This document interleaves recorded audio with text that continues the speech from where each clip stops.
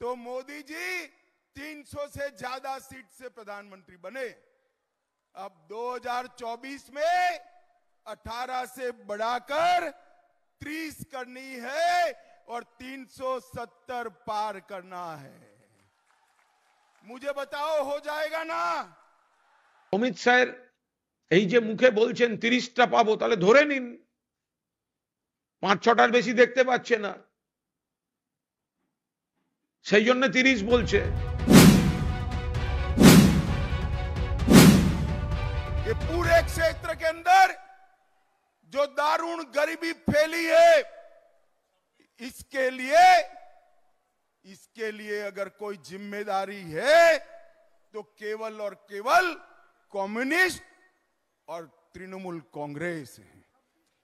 आप मालूम पड़ गए, यहां का दही, तांत की साड़ी और मुखड़ा शिल्प, तीनों को अगर विश्व प्रसिद्ध करना है तो यहां बंगाल में भी भाजपा सरकार बनानी है और मोदी जी को भी लाना है। भाई और बहनों, 2014 में हम आए थे, बंगाल की जनता ने सिर्फ 2 सीटें दी थी। फिर 19 में आए, आपने 18 सीटें दी। 19 में आपने 18 दी तो मोदी जी 300 से ज्यादा सीट से प्रधानमंत्री बने।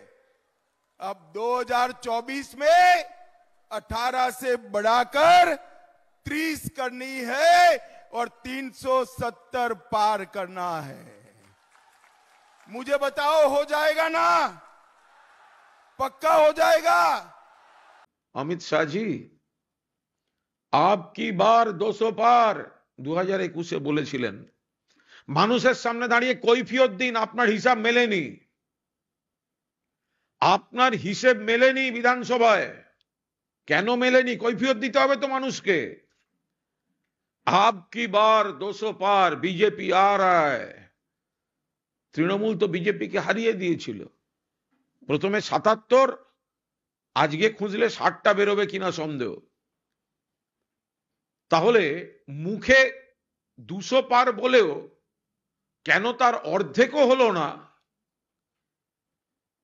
কেন তার থেকে অনেক কম? তো অমিত শাহের এই যে মুখে বলছেন 30টা পাবো, তাহলে ধরে নিন 5-6টার বেশি দেখতে পাচ্ছে না, সেই জন্য 30 বলছে। অমিত শাহ জানেন এই রাজ্যে বিজেপির কিছু হবে না। তাদের কর্মীরা মানসিকভাবে ভেঙে পড়েছেন, মানসিকভাবে দুর্বল, হতাশ। ওই রুটিন মাফিক ভোকাল টনিক দিতে ওই 30-30-এর গল্প বলছে। যে লোকটা 200 বললে মেলাতে পারে না, তো সে 30 বললে মেলাতে পারবে না, তো স্বাভাবিক ব্যাপার।